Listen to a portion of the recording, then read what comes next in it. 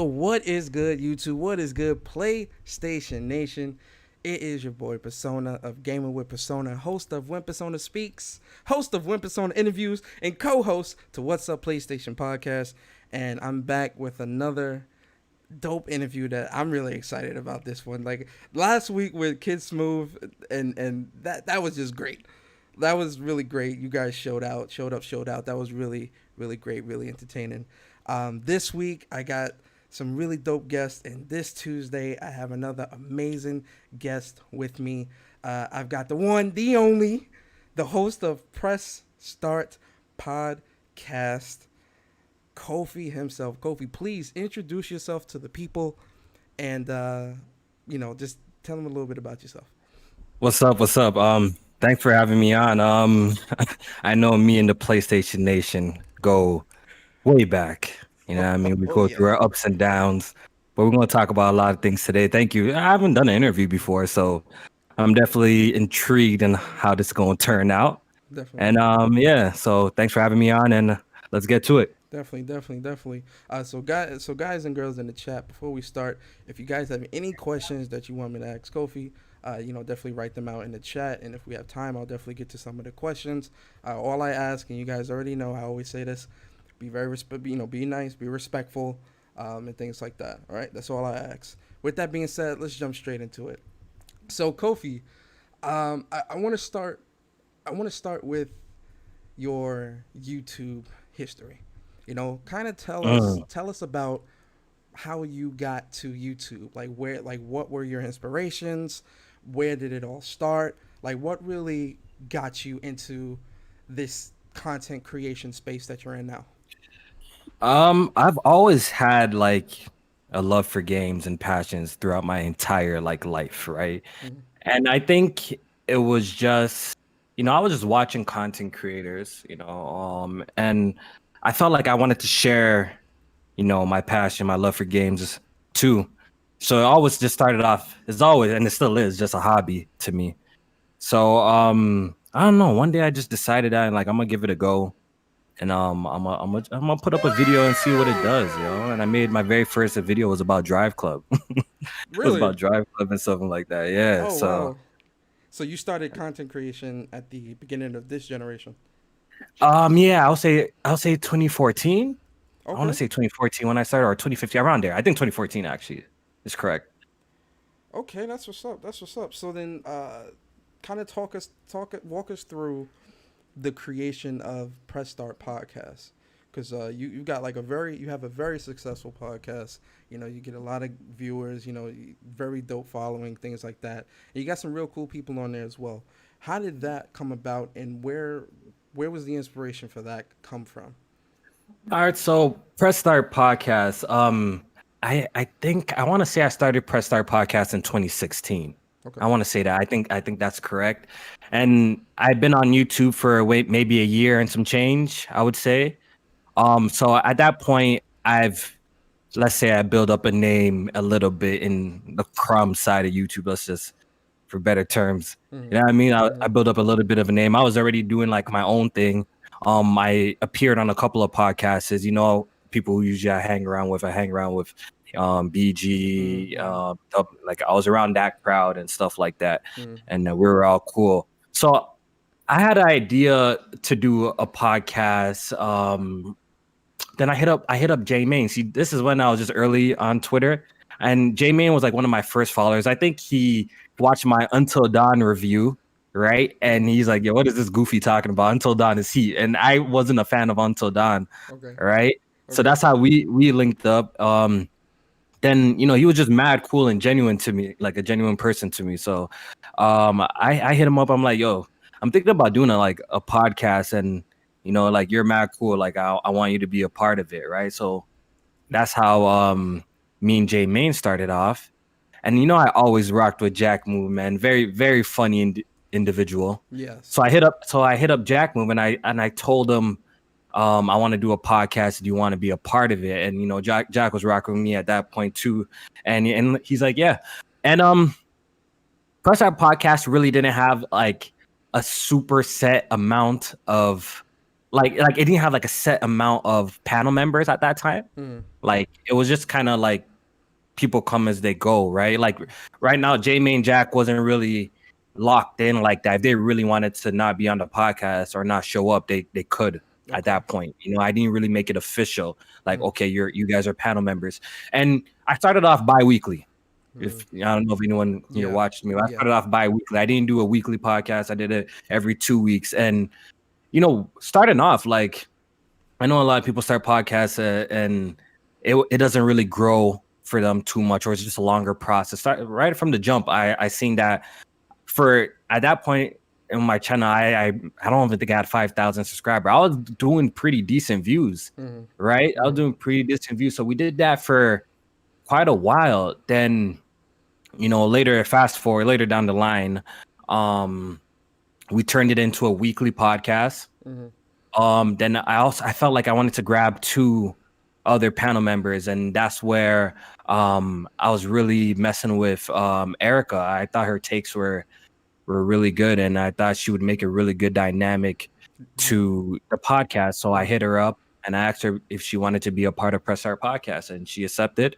Mm. I also was on a podcast with Alex, and I'm like, yo, this guy is very intelligent. Like he's a very, very cool person.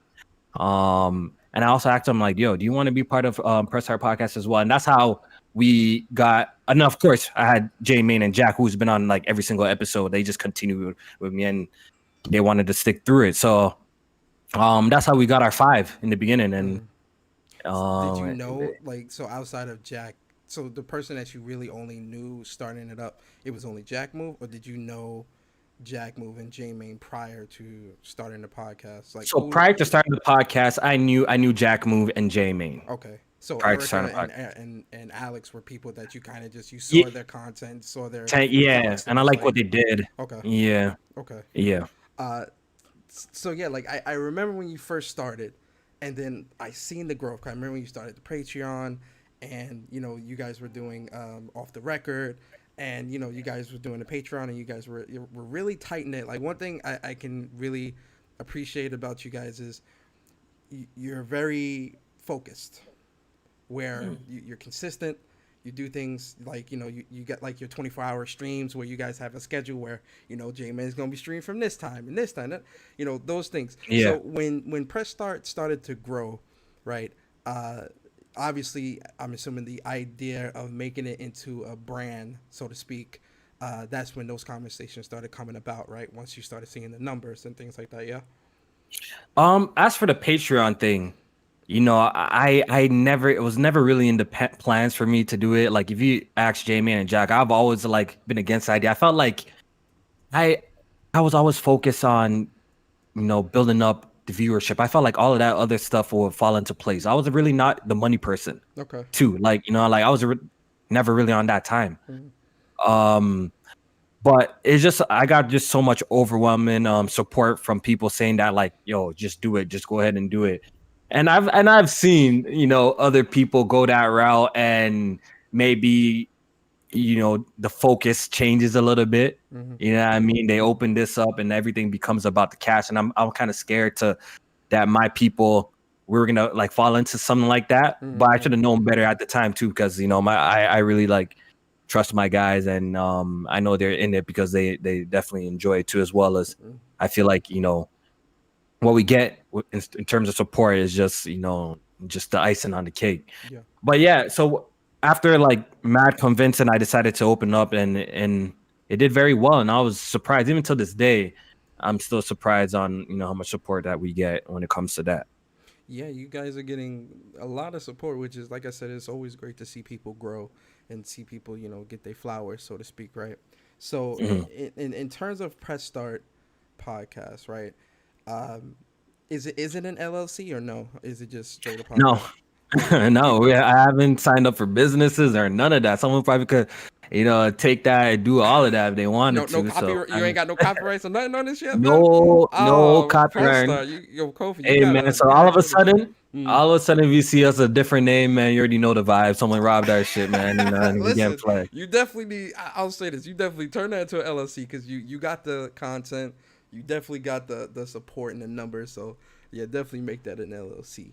So in Mm. terms of like the podcast and things like that, and your personal YouTube channel and things like that, what are, and this may be like something you probably, I don't know if you thought about this or not, but so say 2 or 3, 4 years down the line, right? Where do you see yourself in terms of your content creation personally, but also in the sense of Press Start Podcast as a brand or as a podcast, whatever you want to call it? Do you see yourself growing it into something that can be, kind of like the quote unquote IGN of gaming or something like that? Like, what do you see? What do you see for it in the future? Um, can we address this super chat real quick? Sure, Real sure. quick. Oh, okay. Because I see this guy keep on posting this. He must be somebody who's like blocked on my channel. First of all, if you could find proof of me defending regs, saying the N word, I'll close down my channel today. So go ahead and pull up the proof and the receipts of that. Then we could talk further about that. I've never ever defended regs about anything like that. He's been on my podcast before, and that's way before I found out about things that he have said in the past and how he moves. Ever since then, I've cut ties with certain people, and I do not associate myself with certain people. But Mm, if you can find a place where I defended regs or someone saying the N word like that, I'll shut down my channel. mm. So there we go. I'll just address that There's real your, quick. there's your answer, Garuda. So yeah, in terms of like the future of Press Start, and like I said, this might be something that's Mhm, premature and something that you and the guys have probably not even talked about yet. But mhm. has there been something that's entered your mind where you're like, I can see it going in this direction, that direction. Like what's You Kofi know and the crew what? thinking about with the future?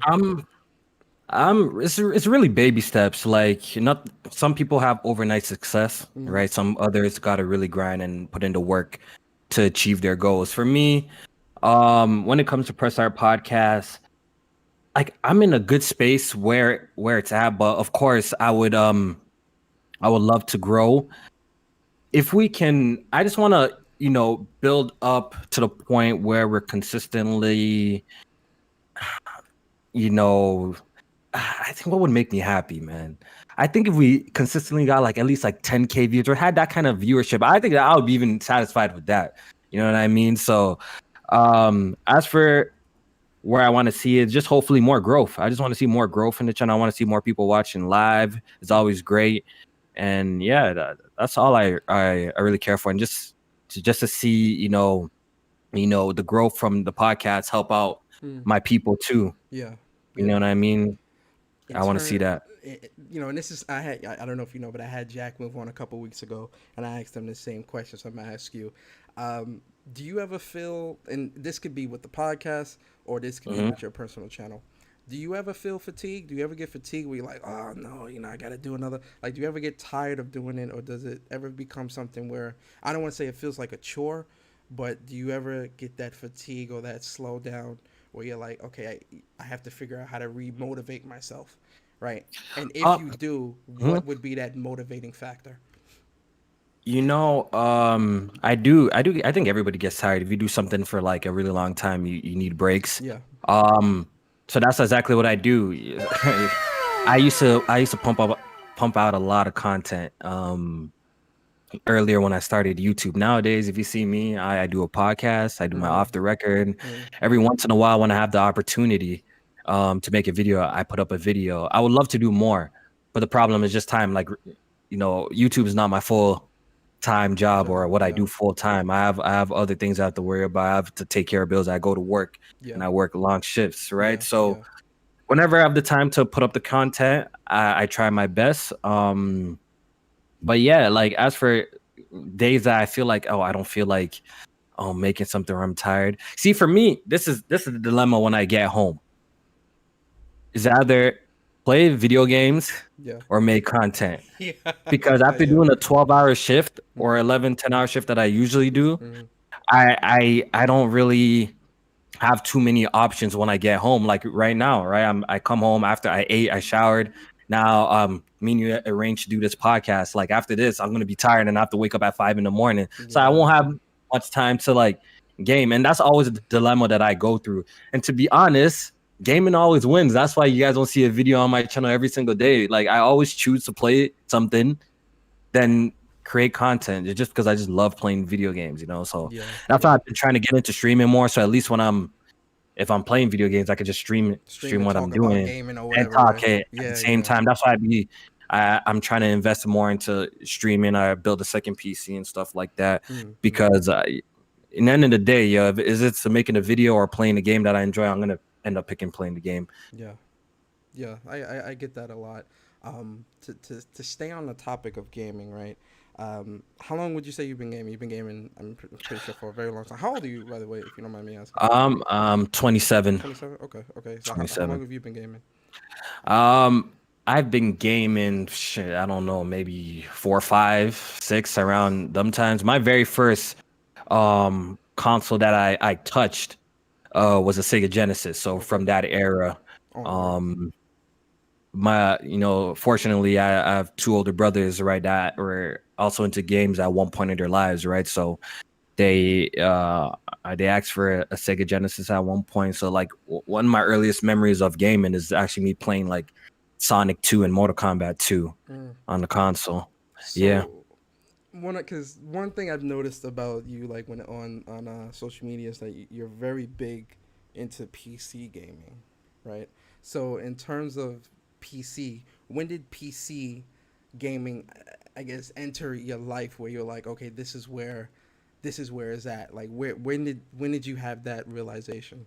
You know what? I once upon a time, listen, I used to be OBJ level of I hate PC, bro. Okay. I used to be that kind of console fanboy. OBJ level. You know, you know Okay. what I'm saying? Like real talk. I used to be that kind of like fuck PC. I have an older brother, right, where he's always been trying to convince me to get into PC game, and I paid him no mind. I was console through and through. I was just ignorant about the whole PC platform and what it offers. I always thought PC playing on PC makes you like you're a loser or some type of shit. Like I was just ignorant. You know what I mean? Okay. I don't know what triggered into me. Maybe part of the fact that I'm doing content creation, that I needed a little bit of a beefier PC to do videos and stuff like that. Maybe that's part of the reason. But even when I started, because I really got into PC gaming, I would say in 2015. And ever since then, like it's become my favorite platform. When 2015. I So brought this gen, you got into. yeah, that's when Okay. I really Okay. got into, like, I played on PC before, like on my brother's PC with little stuff. I wouldn't consider that really PC gaming, like playing guns online and fucking playing it with emulators and stuff like that. I wouldn't really consider I was PC gaming at that point. Um, but yeah, 2015 is when I really dived deep into PC gaming and learning about it, how to put together a rig and stuff like that. That's when I really got into it. Mm. And the reason why I got into PC gaming is I just, after bringing, to be honest, bringing the Xbox One home and the Yeah. PS4 Yeah. home, Yeah. Yeah. I had both day one. Like Mm. I kind of wanted more, like More like what? Can you expound upon that a little bit? Like. I felt like at the time with the launch, even though like Killzone Shadowfall looked like amazing to me and stuff like that, but I just felt like uh I felt like the jump wasn't enough for me. The That's graphical exactly jump. it. Yeah, I felt like the jump in performance and graphic maybe wasn't enough. And I was a little bit underwhelmed at them earlier time. So it made me, open my mind. So let me give this PC gaming a go. But my thought was like, yo, if I'm jumping into PC gaming, I want to experience the best. The best So at the games or the time, best yeah, graphics? like the best that it can offer me, what PC game can offer. So at the time, I think 980s were out. So I ended up buying parts piece by piece. I bought two nine. At that time, SLI was a big thing, like Yeah. two Yeah. GPUs, Yeah. right? So I bought two 980s. I got like an i7 5800, some shit like that, right? I pretty much at the time I built like a monster rig, and ever since I started gaming on that. And when I played even old games like Max Payne 3, Mirror's Edge, and just saw how different they were from like the console versions that I played in the past, because these are games I already beat before, and just Mm. seeing how like Max Payne 3 was comparable to like on PC was comparable to like something early on the PS4 and Xbox One. I'm like, Mm-hmm. wow, and I think it just changed me. It just changed me forever. I'm like, yo, this is how I want to play my games. Okay, that's And that's that's how I got that's into that. interesting. So Yeah. I kind of want to I want to kind of go deeper with that. So you build the PC Mm-hmm. and you want to experience the best of the best in terms of the graphical performance, right? Yeah. In terms, and definitely, I mean, I know you'll be honest, but I'll just say it for the people. Yeah. Definitely, keep it real. In terms of, since you've built your PC in 2015, right? Mm-hmm. Has there been any type of game that you've played on PC where the fun factor would exceed that of PlayStation, Xbox, or like a console game? So like the exclusives Oh, that you see on consoles compared to PC. see, Has there been anything that see, is of that standard I on get, PC? yeah, I get that a lot, because and I'm not one of those PC gamers that bro, I came from console gaming. Yeah. Listen, I stand on the ledge that I think console exclusives are way better than anything on the PC has to offer. Like I feel like I'm a PC gamer and I can say that easily. You know what I mean? I prefer console exclusives. I'm not really into the Counter Strikes. I'm not really into the top down MMOs and stuff like that. They're just not really my forte So and you so stuff like that. you built your PC for third party games? Yeah, so that was the main reason why I built my PC too. I wanted to play third party games, and I'll have whatever is exclusive for my console. That's how it started. So I pretty much bought all my third party games on PC, and every time exclusive came out for PlayStation, or even at the time Xbox One when it was doing exclusives, I bought it for that. Mm-hmm. Yeah. Okay. Okay. So in terms of consoles and what consoles are offering, right? So Mm-hmm. we know we see like a lot of people within the community pushing for, get rid of exclusives and all these other things. And we saw Horizon Zero Dawn touch PC last week, which from what I'm seeing is not that not that great of a Yeah, port. not Which the best I part. won't lie, I'm actually happy about that. But that's a different video. But in terms of pretty much breaking down that exclusives wall, as someone that owns everything, because I assume you own a No, I don't Switch, have X. I don't have Xbox. I well, have you own a everything but an PC, so that's Xbox. pretty much an Yeah, Xbox. I have it. Yeah, yeah. It's pretty So much my Xbox. pretty Yeah. much as someone that's owning everything, do you see? Would you say that you're in favor of exclusives going away, or do you still think that is a model that is very viable to the individuality of these consoles? I think there's value in exclusives. First of all, I want to say that Mm, I think there's 100% values in exclusives. That's the only reason why I'm keeping my PlayStation around at this point. mm, If all PlayStation games are on PC, guess where I'll be playing them on PC. But mm, the thing is, why people see why I want games to go to PC, because at this point, PC, PC is my preferred platform. So it's no shit that I would love to play everything on PC, right? It's just what I would wish for, right? mm, Because it's just where I want to play, right? yeah. Um, but I understand the whole concept of exclusivity. I know the power of exclusivity, right? Mm, Because I wouldn't uh I don't think these platforms, or some of these platforms like the Switch and stuff like that, like would be doing as well if they didn't have some of those exclusives mm, on the concept. So the idea of exclusives, I understand, and I'm not really like against it, but it's just nice to see games unleashed sometimes on the PC platform, to see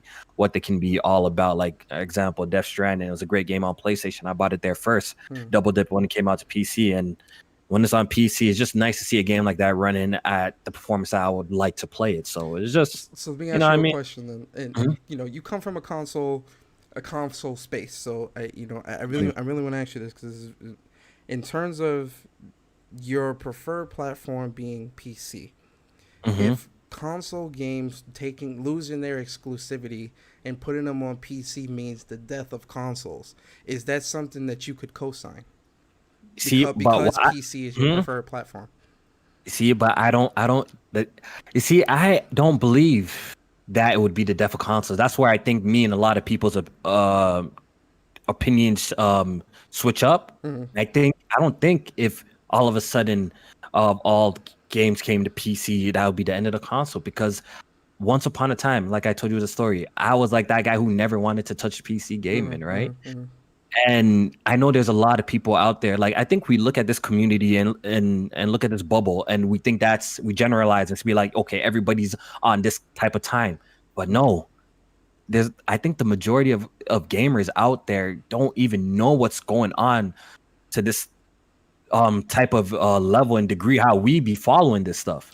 you know, because we're the enthusiasts. Yeah. Like me and you are, we're like the enthusiast gamers, right? Yeah. Yeah. And I think that the average person who games are not in this deep. That's what I truly believe. They're not in this deep. So the simple fact of, you know, a game like Horizon going to PC, I promise you, there's some people who've probably picked up a PlayStation, got it bundled with their PlayStation because PlayStation be doing them bundles with Horizon, and they probably don't know nothing of this launch on PC. They don't know nothing about it. They're completely oblivious. There's a lot of people that just buy the consoles to play. Look at the top selling games: Call of Duty, 2K, GTA. You know what I mean? That should tell you everything that you need to know. Not everybody's in the know like that. You know what I mean? So See, I but think the thing about 2K, COD, and GTA, those things are third party, so though it's expected for those to release everywhere, right? To kind of back up a little bit though, because you okay. said in terms of PC, you know, there's this misconception that if things go to PC, then you know consoles will die, which is a misconception that you That's what I believe in. believe. Yeah, I you think, believe. yeah. So in terms, I want to only focus on you. I don't want to focus on the Okay. broader because it's easier to focus in on like one person than like a main thing. Yeah. Okay. So in terms of you, right? You say that games going to PC wouldn't kill the console, but then you know you don't own an Xbox. Why? Because PC is my preferred platform. But Xbox exclusives go to PC, so essentially you don't need to own a PC. Yeah. See, I mean, I not, excuse me. understand. You don't need to own a PC. You don't need to own the Xbox. Yeah. So the thing is, when it comes to that whole thing, because I've had this conversation multiple times. I see my boy Jack in there. I've had this conversation multiple times with my people about stuff like that. It's like, okay, why don't you own a Xbox, right? Because all their games are on PC. But the thing is, I want to game on PC. Yeah. You know what I mean? There's some people who don't, or like, see, that's for me personally. I want to game on PC. Shit, if everything came to PC, I would only game on Only own PC. PC. Yeah. Yeah, But there's some because there people that are will absolutely. Yeah, there's like Jack Move, perfect example. He refuses to buy an Xbox. He only wants to game on PlayStation. There's people like that out there that exist, and there's gonna be people out there that they're not gonna want to go through the But loops to get into PC. with Jack, you know, yes, Jack is definitely very PlayStation focused. He still does play the Xbox games through PC. So he doesn't need to own the Xbox because PC has him covered. He has a gaming laptop, which is why which is why I'm asking the question. You know, because Xbox has broken down that exclusive wall that we were talking about, there's no need for you to own a PC. I mean, excuse Yeah, me, an Xbox. There's no need for you. Yeah, I'm only speaking to you personally. Yeah, there's no you, need yeah. for you. So if Yeah. you feel and think this way, right, and the push for more exclusive games from other consoles begin to go and seep out into PC, wouldn't that quicken the the death of console? And when I say the death of console, I mean its individuality, right? Things that keep us there, because you know me, I'm a PlayStation fan, right? I love PlayStation. PlayStation's great, but if you ask me why I love PlayStation, it's not the console, it's the games, right? That's what keeps us. You know, that's what keeps us there. You know, that's what keeps you owning a PlayStation, owning a Switch. As much as you love PC and it's not, you know, all that great stuff, you still own the consoles because you're still tethered to them because of the exclusives, and the exclusives are what makes the console great. So if the exclusives of the games were to leave and go to PC, why do I need to go on? And yes, in terms of social media, you're right. This is a very small bubble, smaller than what people might actually think, because people in the real world aren't having the conversation that you and I are having. But it still begs to differ that if people are seeing that these games are going to other platforms, why am I? The question becomes, why buy this if I can get this here? You get what I'm saying? Even for someone that's not paying attention. Like, all right, so for example, what's your favorite fast food restaurant if you have one? McDonald's. Let's just say McDonald's. Yeah. What's your favorite thing at McDonald's? What keeps you going back there? A quarter pounder. Quarter pounder. That specific thing. Burger King makes a Whopper. Why not buy that? You prefer the quarter pounder, so you go there and give McDonald's your money. Both of them are beef. Both of them are burgers. You know, but you still prefer the quarter pounder. You get what I'm saying? I'm not saying like anybody's right or wrong. I'm just in this realm. Exclusives, I think, are just very, very important. You know, and you know, when we see things like Horizon going to PC, yeah, it's good for you, but it's bad for me.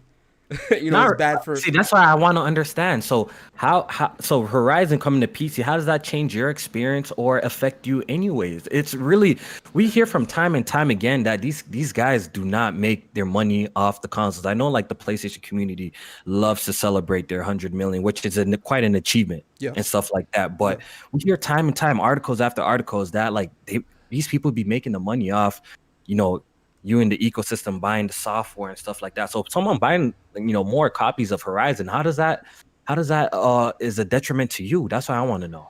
So it's in the grand scheme of things, if you look at it at a grander picture, I'm not losing sleep. Like this stuff Hmm. doesn't affect me in my everyday life. Like Hmm. once I log off Twitter, YouTube, and all this, I go back to my life. As a PlayStation fan and growing up with PlayStation and Nintendo and all these great things, and even with Xbox, to see how gaming has changed as the more it became mainstream, to see how Hmm. different it becomes and how exclusive, something that, as much as people don't want to admit, it is a very vital part of gaming. Because as much as people like to say, well, the third party is selling this, that, and the third, one, not all third parties are selling this great. Two, even though there's certain third parties that are outside of that bubble of, oh, this is what the norm is. 2K, Call of Duty, FIFA. Those are GTA 4 games. Those are 4 games that are guaranteed to break records regardless of where it is. When it comes to the exclusives, a model that has been around since day one, since the inception of gaming, realistically, when these games seep out and go to other platforms, right? So, for example, Horizon Zero Dawn goes to PC. Your expectation now is, why should I buy Horizon Zero Dawn 2 on PlayStation? It'll just come to PC. That kills that market of, the thought process is already there. Okay, so all right, so and Like, so what's the, I'm what's it? asking you. Okay, So so okay. Because Horizon Zero Dawn came out, do Hmm. you expect, or do you think in your mind, regardless of how small it may be, do you Okay. think at some point Horizon Zero Dawn 2 will come to PC? I think the simple fact that they ported Horizon Zero Dawn to PC shows that they're looking at other ways of getting more income, because you gotta realize, yo, these games are, you're not Nintendo out here. I know their budget for games must be really small, and they sell a shit ton of copies, but games like The Last of Us and stuff like that, 100 million, like it costs like ridiculous amount of money to even create these games. So I'm not, so I understand why they're looking for other ways to make money. And yeah, to answer your question, yeah, well, now that Be Horizon be, Zero Dawn be is honest, on PC, Kofi. I could see the next one coming to PC. Will I and wait? that and No, that is because the problem. No, of course you won't wait. will I Anyone wait? anyone No. that waits is a fool. But that is the problem in itself, because the thought is there. So now the thought is, it's tainted the market to the point where the expectation begins to shift. Now it's not going to be a large shift overnight, but the paradigm is beginning to shift in a different manner, to where it's like, look, you put Horizon Zero Dawn here. Horizon Zero Dawn 2 releases. Oh, PlayStation, when's it coming to PC? Oh, I'll just wait for the PC version. It speeds up an already inevitable thing.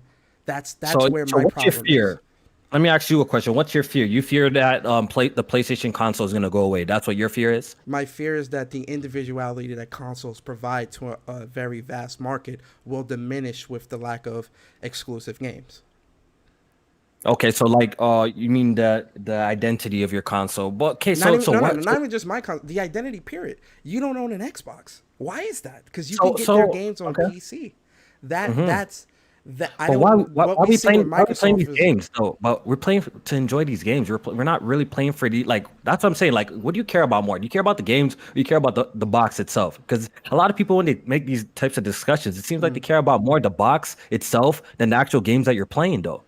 As long as the of course quality the doesn't games is change, who what's. cares? Whether you want to play it on the PC, you want to play it on wherever you best to play. You want to kick back and have the console experience, play it on your Mm, PlayStation. By all mm, means, you don't mm, have to have that. That's what I'm saying. It seems like people are so like just care more about the hardware than the actual content that itself. Like mm, I, mm, I care about the content. That's all I mm. care about.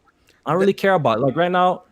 See, but that's the PlayStation thing, have Kofi. Is quality. They have quality studios and they make quality games. As Yes. long as that doesn't change, it doesn't matter if PC gets the game 3 down zeros. It doesn't matter if Xbox gets the game. Like, it doesn't mean anything to me. I just care about the quality of the experience. See, but that's the thing, Kofi. It's easy to say that when your preferred platform is PC.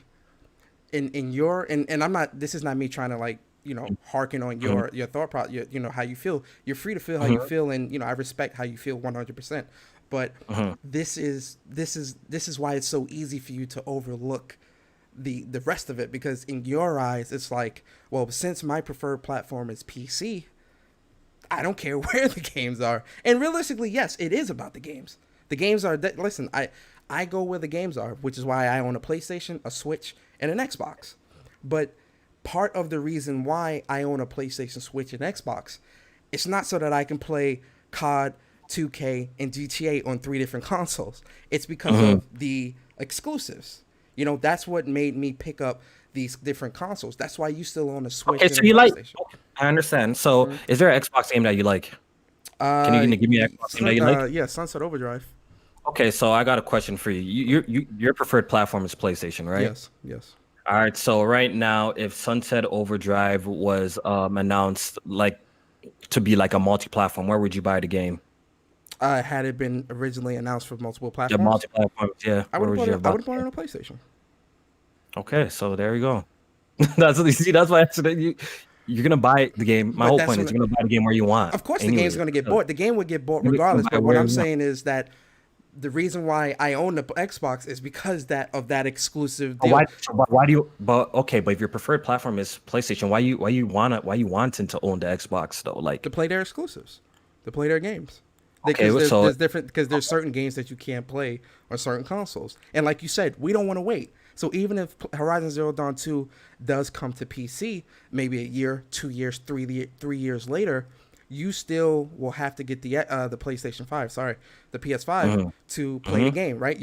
Are you buying a PS5? of course. So you're still buying that console. But if the Horizon Zero Dawn 2 wasn't on, if Horizon Zero Dawn original wasn't coming to PC at all, the thought of you even thinking of, oh, maybe I could, the thought of even thinking about waiting is where the problem is. See, I don't know. Like, I don't know, like what. Maybe I don't know. See, I don't have the answer. I don't have a crystal ball to see into the future. Like, I don't know what the long-term effect would be with PlayStation or maybe Microsoft releasing their games on PC. Well, we see the long term. Well, that's the thing. We see the Okay. long term effect now.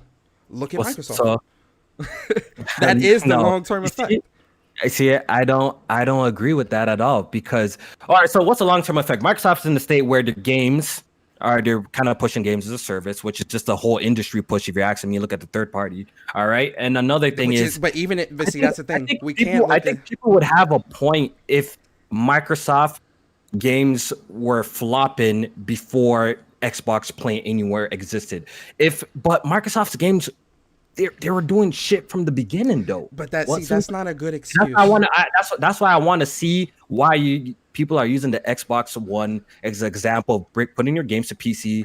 Pretty much makes the console irrelevant. The Xbox launched, it fumbled out the gate, and it wasn't even doing good. It wasn't even selling games like on the level of PlayStation before even Xbox Play Anywhere existed. Yes. So that's why I'm trying to understand why the Xbox One is a prime example for putting your exclusives to PC means it's bad. So if you can explain that to course. me. Because yes, did Microsoft fumble the ball out the gate? Yes, they did. Right.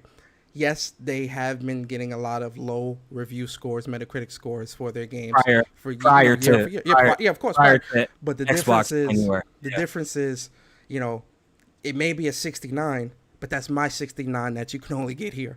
That's the thing. I don't understand that, man. It seems like more of a little bit of a console warrior kind of mentality to me, to be honest. I mean, that's how I get from it. It's more of like territorial console war kind of mentality. That's how I kind of see it, to be honest. I'll put it in a different perspective. Okay. Say you own a restaurant, and your restaurant is located in the vicinity of 3 other restaurants that also obviously serve food. They serve, steak, chicken, seafood, and pork just like you do. How do you set that restaurant apart from the other three? You have different recipes, I guess. You serve different dishes. Like I'm not arguing the But you're fact to no, but you. you're answer. But that's Yeah, the thing, though. You're yeah. answering. You're proving my point I understand what because you're trying to that say. that Like that's what you I'm go to trying to say places here. because they have exclusives, just like what Steam and the Epic Game Store is doing, and why Steam fanboys are crying about Epic buying these exclusive content and the whole even situation with Mm-hmm. Spider-Man. Like I get the model. Like I'm sitting here telling you I get it and I Mm-hmm. understand Yeah. why people do it because it works. Yes. First of all, it works. Now say you own your restaurant and it's in the vicinity of these three restaurants and you can't pull customers in but everybody else is, right? What Hmm. happens? Your restaurant closes or emerges, right? That's what happens with a lot of companies that aren't doing, I mean, every company that merges isn't really doing bad, So but some I, companies I, merge together because they mm, both are doing bad by themselves, but mm. they come together and it's a solid thing. That same I thing I got a applies here. question though, real quick. Sure, sure, sure. So, if Microsoft, per se, like if they never put any of their games on PC and they stuck what they're doing, you think they'll be in a better position? That's what you're trying to tell me? I think they would be more respected by gamers. Yes, I think I actually do because look at it this way: what is the console sales number for PlayStation? Excuse me, for Microsoft. They say what 40 to 50 million. Is that definite or are you guesstimating? I have no. They don't even release sales numbers, so I would not Why? know Why? because We don't it's not good know enough. what the Not good success. enough. We don't know. But if someone was so say you got an A on a test, right? You would come home, mommy, daddy, look, I got an A on a test, right? If you If had you the got it, numbers, hold on, you'll hold on. show it. But if you got It an was good. F, Yeah. if you got an F and your teacher needed you to sign, need your parents to sign that confirming they see this F, you're Yeah. gonna be a little hesitant about showing that paper to mom and dad, like, hey, mom and dad, look, I got this Oh, F. I Don't get it. beat If my the ass. numbers were But popping, but listen. that's what I'm If the num- saying. Yeah, You if it was see, popping, they would show it. exactly. This is what I'm saying.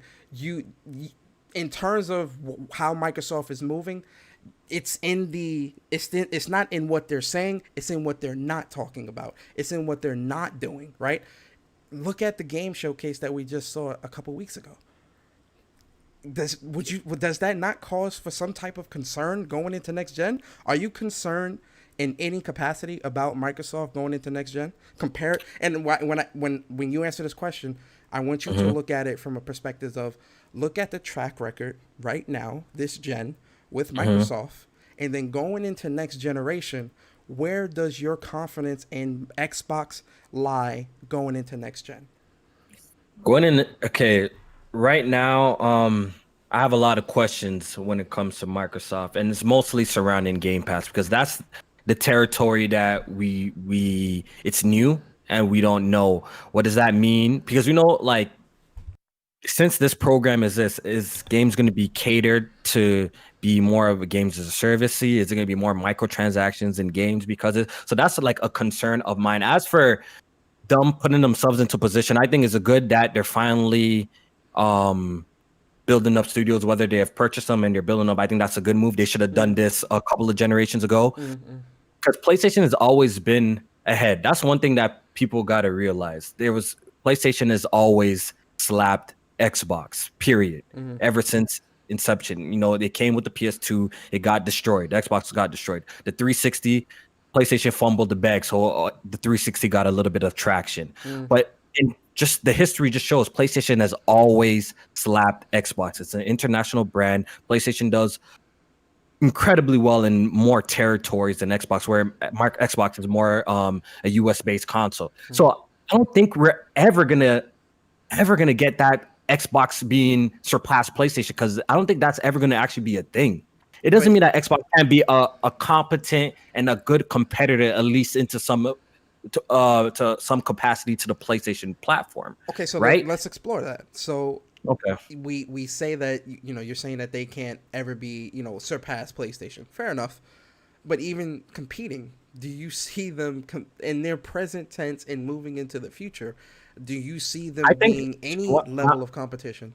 my honest answer is I am even though a lot of these studios are proven, and a lot of them I don't really care about, like the compulsions and stuff like that. I Mm-hmm. think they're actually in terms of studios and games. I think they're actually in a better position that they have ever been in terms of that, because now at least they got some studios under the belt to see what they're gonna make. No, I know it takes time for these studios to get good up to the level of Naughty Dog. I don't expect Microsoft to be dropping like a Naughty Dog, a Guerrilla Games level of But game why? just But yet. why? I Why know not though? because They're I studios. think that takes time. You see, Are Sony you has talking about in had, terms of the new studios that they bought, or just their yeah, studios in general? I think the new studios that they brought up, Okay. you know, what I Okay. mean, so there's a lot to still be proven. That's why Microsoft doesn't get the benefit of the doubt like PlayStation. I give PlayStation the benefit of the doubt because when I get a PlayStation, I know their in-house studios have been, what's the word, cultivated, you know, for years now, for Mm-hmm. years and years. Mm-hmm. That's why they're up to this standard where PlayStation has this, like when they drop a game, what do they call it? They drop events. They're up to that type of level. And Microsoft is not there yet. You know, they're But definitely not there I yet. have to ask then, Kofi, because I definitely Go agree. ahead. But in terms of Microsoft buying these studios, it's not like they Hmm. picked these studios up off the street. You know, these were already established, except for Initiative. These were already established studios that have released projects prior to being bought by Microsoft. So how Mhm. much, if what they released prior to being owned by Microsoft does not appeal to you, and I'm only speaking to you, appeal Hmm. to you in any manner, can you even say that you have to wait and see them being under the Microsoft See, umbrella if things will be better, looking at the track record of Microsoft's already established studios prior to buying them, releasing 69 games, you see, 69 when rated it games? I'm comes to sorry. that, yeah, okay. So, like, you know, the compulsions, like I said, the double fines, I don't really care about that. But I do expect, like you said, from the ones that are a little bit well known, I do expect greatness from Ninja Theory. They should be dropping some good games. Mm-hmm. You know, Enslaved, Hellblade, those are experiences that I liked. I even like their Devil May Cry, even though a lot of people hate it. Yeah. So I think there's no excuse for a studio like that to be putting out any kind of mid. Obsidian, I think that's a great studio. Mm-hmm. What Playground's been doing, literally Microsoft's best games, their racing games. I want to see what they're working with. So I think, you see, it's just a common trend with Microsoft, and we're all tired of it. It's a whole lot of waiting and seeing. You know what I Mm-hmm. mean? But Yeah. there is moving parts happening. Whatever comes from that, we have no choice but to wait and see.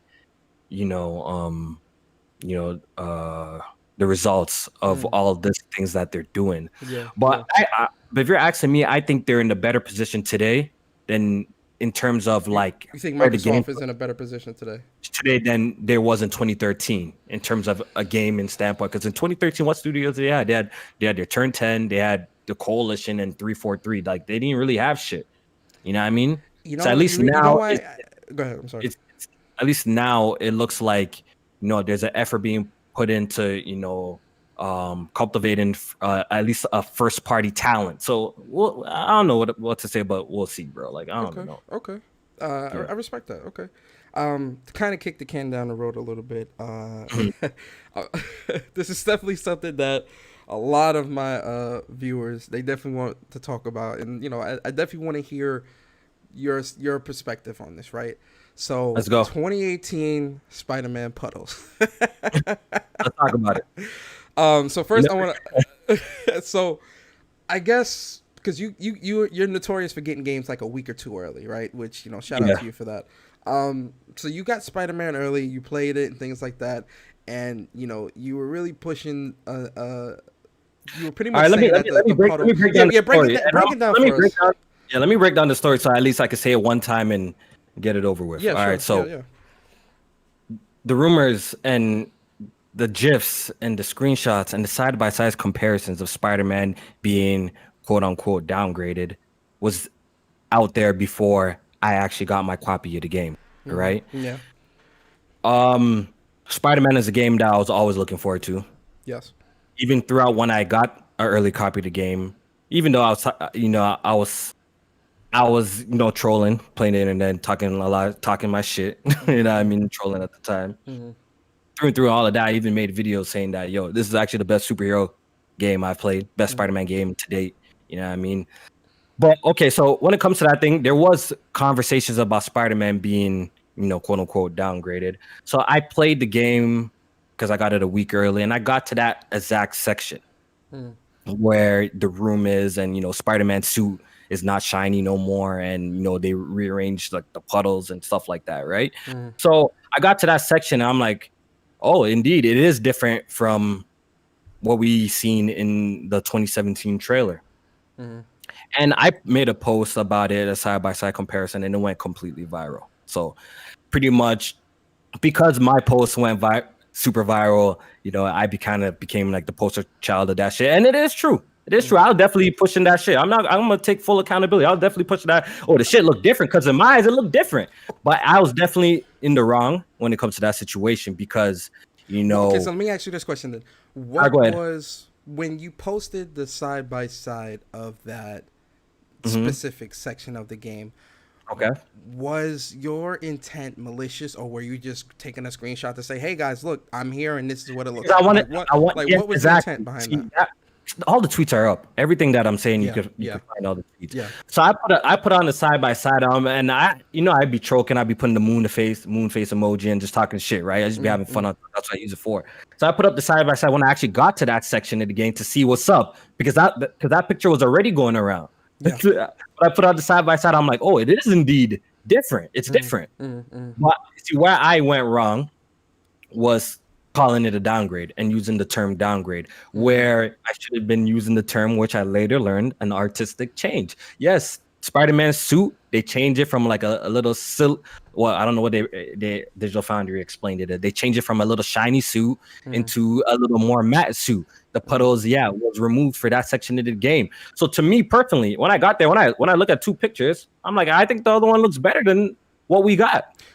Well, I have to ask this question then, because that specific section of the game, that's the area where you have to have Fist take down, because that's right before you meet Miles or whatever, right?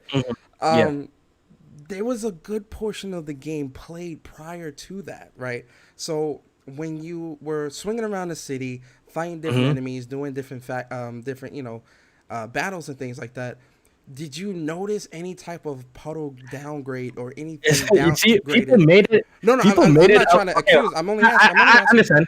I understand. People made it about the puddles, first of all. Like, I don't even think I actually made a tweet about. I was more concerned about like his suit, even the way Spider-Man looked different. Like, I don't know if you actually go back and you look at the material of the fabric of his suit. It looked different. It was more shinier in the 2017 thing. Later on, when people made it about the puddles, because obviously that was the most noticeable thing that like has changed. But to me, when I look at the overall image, I'm seeing, okay, Spider-Man's suit is different. You know what I mean? It's and okay, the puddles here is different. The reflections on the puddles is gone, in this section. So when I put up the side by side, it looked different to me. It looked different to a lot of people. But like I said, it was just changes throughout development, which I learned. It was just an artistic change. Okay. And I was definitely wrong for calling it using the term downgrade for that, because I shouldn't actually say it got an artistic change. So I'm gonna ask you a heavy hitting question here, and this is just a question. This is nothing.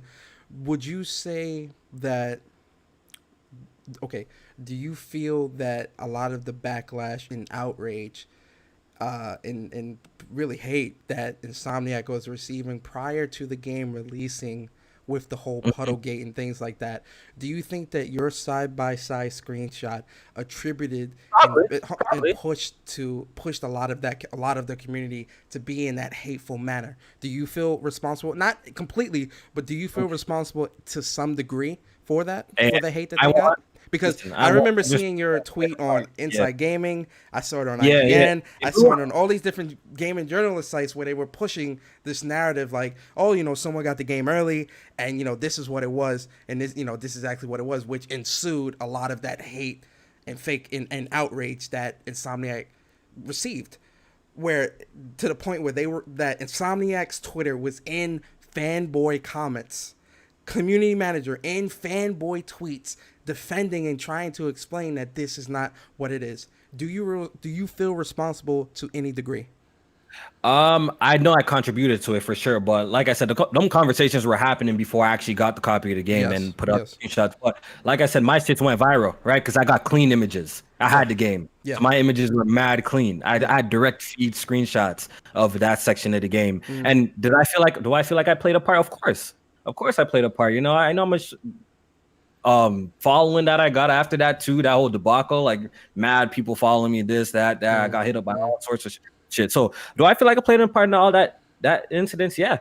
But So at the same time, like I was, like I said, the videos are still up. I was calling Spider-Man like one of the best games I've played, like best Spider-Man games. And it is true. I think it's the best Spider-Man game to this day. But since I think all of that fell into deaf's ears at the time, it's not like I was shitting on the game. Yeah. I think all of that just fell into deaf's ears because people were just over, talking about this whole downgrade situation. So I think no one really cared. All the people were just focusing on,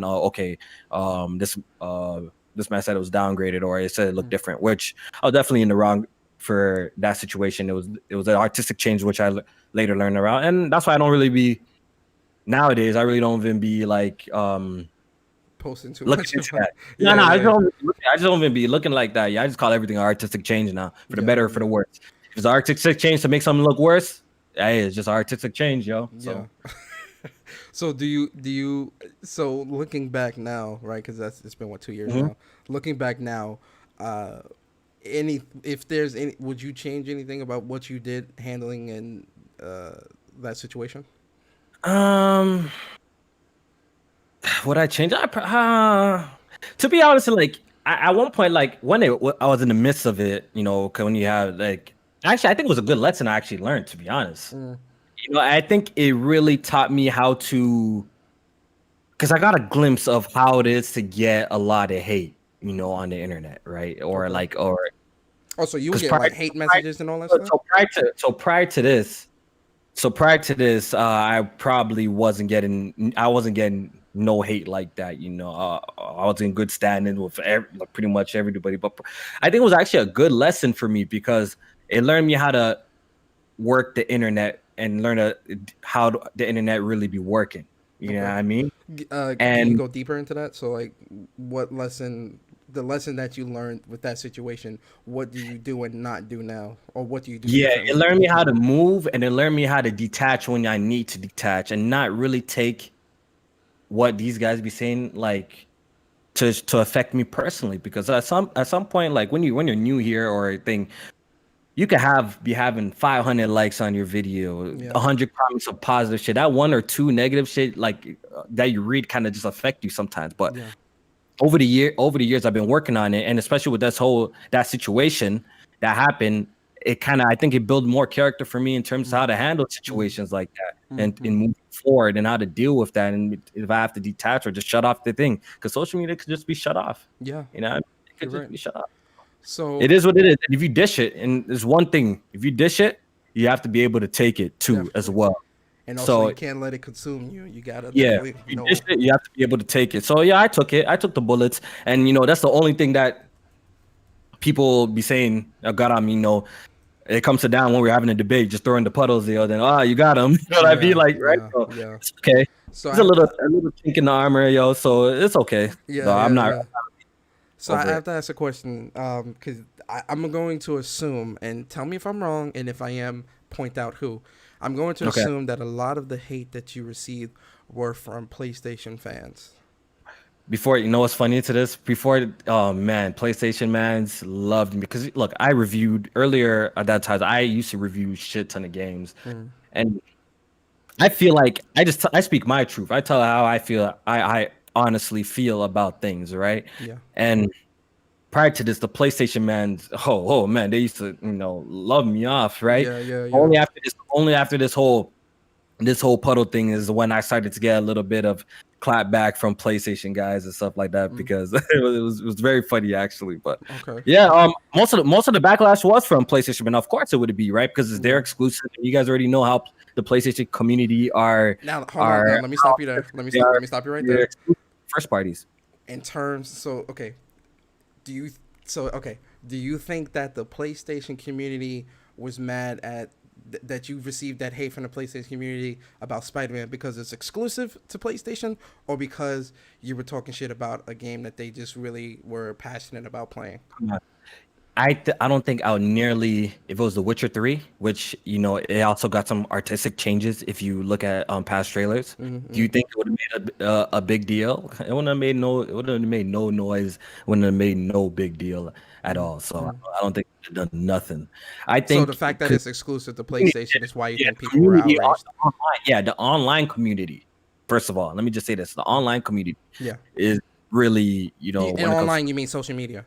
yeah, Okay. are is Okay. really vocal about that. Like we know how you guys get about that. Shout out to my man's. Man wanted to quit gaming when Horizon got announced for PC. So you know how people. Yeah. That's my man, Jack. Yeah. You know what I Yeah. mean? So you Yeah. know how people get, bro. You know what I mean? We see it all the time. So it's not like I'm crazy out here. So Yeah. So now I have all to the time. ask you, man, and let's talk about fanboys. All right. What are your thoughts on fanboys? Like, are you first off? Tell me your definition of what a fanboy is. Uh, okay. See, me a fan. I think being a fanboy is okay of something. I have I follow a lot of people who are fanboys. I interact with a lot of people who are fanboys. I think being a fanboy, to be honest, is okay. Is when you're getting into the fanatic kind of stan territory, which is just a little bit weird for me. Being a Okay. fanboy of a particular console or platform, like you call me a PC fanboy, I'll be okay with that. Or you know what I Mm-hmm. mean? I mean, but would you? I don't want to say categorize, but would you? Do you think of yourself as a PC fanboy or like a big fan of PC? Like, I guess where? yeah, you could call me a PC fanboy, and it wouldn't really do anything because Mm, this is where I currently would love to play. I would love all my games over on yeah. PC. So Yeah. someone call me, but I'm not a fanatic into the sense to where I would be doing You're not a to PC Master doing Race live. guy. Not, oh no, I won't be spewing lies. I won't be talking shit. I won't be sucking off. If there's bad things that are going on the platform, I will speak out on it, which I've always spoke out of it. Because with the whole PC community, there's a lot of them out there that try to blame you Hmm. when there's something wrong with like their PC. But in reality, is just when it comes to PC and console gaming, PC gaming is just it takes a little bit. It takes more work. You Hmm. know what I mean? Yeah. It's just a reality. I feel like when it comes to that, I just tell it how it is. I just be what's real. Like Hmm. when something's not working, I'd be like, yo, it's not working. Some people would be trying to hide that shit because they don't want their platform ever to be seen in a bad light. There's people like that with all over, with Xbox, with PlayStation, with PC, with Switch. Hmm. You know what I mean? So So, who would you, in your opinion, who do you think is the most toxic fanboy community? ooh. And listen, be honest. Please be honest. Yeah, oh, for sure. Oh, Yeah. at one point I would have said Xbox. Right, right, Mm. right, right now with the people who I interact with, I think would be PlayStation's climbing up. They were kind of chill early on, but I think the success has got them going crazy lately. You know what I mean? The PlayStation, Okay. Okay. the PlayStation is going nuts right now, Yeah. Yeah. which Yeah. really deserves. Like PlayStation has done an incredible job Yeah. with the PlayStation 4. I've said this on like many occasions. Like I support all their games, bro. Like it's always funny, like if fanboys be like trying to come at me and about PlayStation, and then when I pull up their trophy list and I pull up their thing, it's like I got more platinums than you, and I don't even it's not even my preferred place to play. So Hmm. like I be playing that shit. Like all them games y'all be thinking, it's not like I'd be skipping and I'd be talking about it. I don't be doing that. I'd be actually playing the games and I enjoy it. PlayStation has had some of my favorite exclusives. Hmm. Favorite games. Persona 5 is my favorite game of this generation. Royal. Yeah. I You love that. definitely you definitely ride for that I beat game. 5. Got the platinum in Royal. Like I love that shit. You know what Hmm. I mean? Hmm. So I don't know, man. No, I I don't get, I know. get, I respect it, man. So okay, so in terms of this gen, Hmm. well, no, not just the next gen. In terms of next gen and how things are being handled right now from both PlayStation and Microsoft, what are some things that you think can be done differently, and what are some things that you want to see change for console gaming next gen? For I want to focus on performance. Number one. Maybe that's why I kind of advocate for more games to come to PC because I just know I could play them at the performance that I want to. So, we've seen with this generation, they started introducing something called performance mode, right? Mm, For next generation, I'm really hoping that becomes a thing, mm, especially with Sony's first party. Maybe if Horizon is 60 frames per second, I'm not really too pushy for that shit to come on PC because the only reason why I'd be pushing for some games or I would love them to come over there is just because of really performance. I just want to see the game So you want to see run every game run 60 more. frames? Yeah, at least minimum 60, at least run Th- better. That's Does all a I'm asking for. does a game being 60 frames make it better? 100%. Don't let Now, anyone play you can a up. bad game be good if it's 60 frames? No. Bad game is a bad game, period. Okay. A bad So game's a bad game. ultimately, you just want to see performance, Yeah, I performance want to see enhancements and better things like that. performance from, yeah, for the PlayStation. That would be a welcome thing. Mm, They can just keep doing what they're doing, man. If they want to start integrating into the PC market more, we have heard like Sean Layden when he was there say that, his portfolio he wants to spread it to PC for at least multiplayer and stuff like that. Games I mm, needed. Like these guys need money, man. These guys need money, and I'm willing to give it to them, man. So yeah, I want to. That's all I really can ask from PlayStation at this point. yeah. Just continue with what they're doing. They're already proven in the first party space. Their in-house studios are amazing. They have Mm, acquired Insomniac, an amazing studio as well. I just want to see just better performance from their games, and that's about it. Just more options. That's okay. all I want. What about Nintendo, man? What are some things you want to see? I mean, obviously they don't have a next gen console, but Yeah, yeah. in terms of wherever they're moving, going into next gen, and if You they know what? do decide What I to want to do see that, from Nintendo, I want to yeah, see achievement support from Nintendo. They've okay, been lacking with that. I want to see that. I want to see themes from the Nintendo Switch. That needs to happen. okay, Where's that? And so far, like they've been like besides this year has been a very quiet year for Nintendo. Like Animal Crossing was like the only huge splash that came out. It's the only game that I've actually only put any time in. I put like mm, 120 hours mm, into it. And but besides that, like it's just been a quiet year for Switch. They just need to keep up the pace of delivering first their content, like their first part, their Marios and whatever that the people that buy their platform for, since mm. you know what I mean. So So I have to ask you a they just question. Back to like the 60 frames per second thing. So you watched the Xbox showcase, right? yeah, Okay. Um, you saw the Halo gameplay like I did, right? yeah. The fact that that was 60 frames, was that enough, or do you also agree with Halo being delayed to polish it up and make it look more next gen? After that Xbox showcase, I don't know if people see my reaction, but overall, I was underwhelmed. I was underwhelmed by the visuals. I think as soon as it transitioned from the cutscene, which I thought it looked okay. I know people were shitting on that part, but I think as soon as it transitions from that to the gameplay, I'm like, ooh, everything just looks flat. It just it looks weird after playing a game like Ghost of Tsushima, and Mm, mm, I've seen how the wind, the leaves blow in the wind, the grass moves so interactive. Like it's just seeing Halo being so stagnant like that, and just the way it just looked underwhelming to me. And that's yeah. how I felt. So I do felt you like they agree could have with the delay? gameplay, and I 100% agree with it. Okay. I know right now the Xbox community is going absolutely bonkers with it. Mm, Um, but in the end of the day, 343 Industries is doesn't have a really good track record with the Halo franchise. We've seen with Halo 4, people like the campaign, but the multiplayer was dog shit. yeah. Halo 5, to me personally, the whole thing is dog Yeah, shit. that whole game is bad. The whole thing is dog shit. Halo Master Chief is under their eye. I don't care if they outsourced it to whoever, it's under their eye. I It think that came thing is still out messed broken. up. It came out broken. Yeah. They're only now just getting it together, releasing it on PC, and it's they're getting it together. Yeah. So like 343 Industry doesn't have a good track record with the Halo franchise. So Halo Infinite needs to absolutely deliver it. It can't be okay. It Yeah. can't be just good. It Yeah. can't be great. I think it needs to be amazing, personally, because I remember a time when Halo used to be amazing. Like it used to be a thing, right? Yeah. And it's just sad to see like the fall from grace. And if it from the direction that they're going, personally, I like it in Mm, terms of like the art direction, the style of art Master Chief's armor, because I hated the direction that they were going with 4 and 5. mm, And the game just looks like it needs more time cooking yeah. overall from what I've seen. So I agree with the delay. I think it's a good thing for the Halo franchise because it's gonna come out at a better state. Because even they said that ray tracing wasn't gonna be there to Yeah, like launch. a lot of that Huh? just wasn't. How you It's hyping up? How you hyping up this feature for your console and talking about this ray trace and stuff, and it's not going to be there at launch either. world's It's most coming. powerful console, man. Yeah, it doesn't make no sense to me. So they, I'm glad that they delayed it to fix it up. The only thing that this delay hurts is the launch titles for the Series X for those people who care about that type of shit. Yeah. It's just gonna be the first console I've seen with zero first party studio launch titles. Yeah. Yeah. Um, one more question. So, you know, seeing that Horizon went to PC and you prefer PC as your place to play, what are three console games that you would want to see on PC? Ooh, 3 games. Bloodborne, 100%. Oh, just because the performance on that would be magnificent. Yeah. If they port it properly, at least. I would love to see Bloodborne. Mm.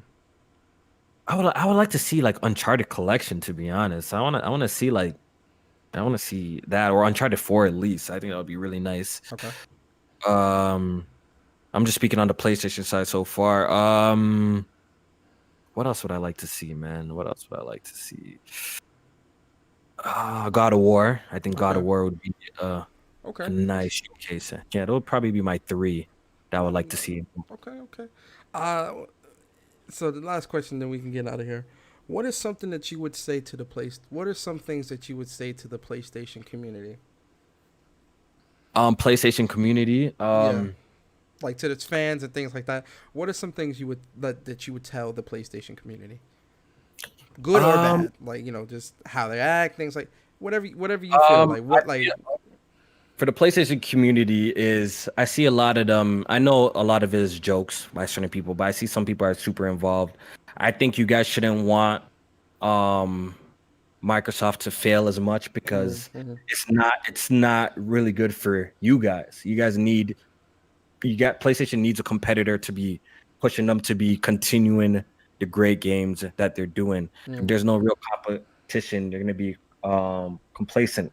You know what I mean? They're mm-hmm, gonna get used to this, and that's where they start making old mistakes and stuff like that. yeah, Like the PS3 and things like that. So you guys also gotta put your foot on Sony's neck when they ain't doing something right too. You know what I mean? When they ain't yeah, doing something right, there's too much once somebody's complaining about something about PlayStation, it's too much bringing up the other platform and what they're doing. No, let's focus on the issue here, and let's mm-hmm, get that corrected. It's only going to make your platform better, yeah, you know, and stuff like that, man. But we already know, yo, when it comes to the console space, the PlayStation is the best. It's no debate. It's yeah, no real discussion. I feel like that, and that's how I truly feel. I just have transitioned into PC gaming because it's just the cheaper games, the performance, and I just like the level of control that I have. But it's always home at PlayStation. I love their exclusives and I mm, love what they do, man. They just got to continue that up with next generation. I'm sure, like they have the reputation now. You know what I mean? Like they have the reputation that they deliver great experiences, and they just got to keep that up. You know yeah, what I mean? They got to keep yeah. that up. Definitely, man. Wow, this was that hour went by. I looked at the Yeah, clock. It's 8:08. Yo, man, this was a really good conversation, really good talk. It was really good having you on, Kofi. Um, but yeah, we're gonna get into the outros, man. Give us your outro, man. Let the people know where they can find you. When is what day is press start? What time, all that good stuff. yeah. I also shout out to everyone who came through, man. I appreciate it. You know what I mean? Even though it's a 1-2 hater, but it's all good, man. That means I'm doing something right. Yeah, yeah. And but yo, guys, you can follow me at Press at Kofi. We just search it up, and I do a podcast every Thursday, 8:30 p.m. Eastern time zone called Yeah, PSP. yeah. And yeah, I think you guys should check it out. You guys will probably like it. I think we're really fair. It's not too one-sided. A lot of these podcasts out here is a little too one-sided. That's Mm, why I kind of like my panel. We got, heavy PlayStation gamer like Jack on there. We got a heavy PC gamer like Alex, super diehard PC. yeah, And we got more balanced people. Like I feel like me and Jamie are super balanced yeah. what we play and stuff like that. So I feel like it's a good dynamic, and we have a lot of different point of view. So definitely come check out our podcast if you haven't already. We're Mm-hmm. doing quite good over there. Yeah, So yeah. let's see Definitely. more different faces. And yeah, man, shout out to y'all, man. It's all love with the PlayStation Nation, man. Of You know, course, man. I made my peace. Said my apologies with your little puddles, man. It's all good. Spider-Man. Miles Yeah, yeah, Morales, you already yeah. know the vibes. I'm gonna buy the games first on PlayStation 5. When it comes to PC later, I'm gonna cop it on that too. You already know the vibes. I'm gonna get double of my money, man. I'm the real supporter out here, man. No That's doubt. it. No doubt. Like I said, man, Kofi, thank you so much for coming through, man. It was really great chopping it up with you, man, talking games and things like that. Thank you. All his links, Twitter, YouTube, Twitch, all of that is in the description. Definitely check out PSP. Some really really dope people there, man. Real funny. Like they're definitely funny, and they do the debates and stuff like that as well. It's really really great over there. So definitely check them out. Follow Kofi on Twitter and all that great stuff. And everybody here, man, I really appreciate you guys coming through. Thank you so much for coming through with this interview. This is Win Persona Interviews number 3 with KOFI. Really fun, really entertaining. Thursday, I got Ash and Luca coming through, sitting in the interview chair. That's going to be great. And I appreciate everybody here. Thank you so much for the super chats. Thank you for the support, guys. I appreciate all of you. Please be safe. And I will see you guys on Thursday. We out. Peace.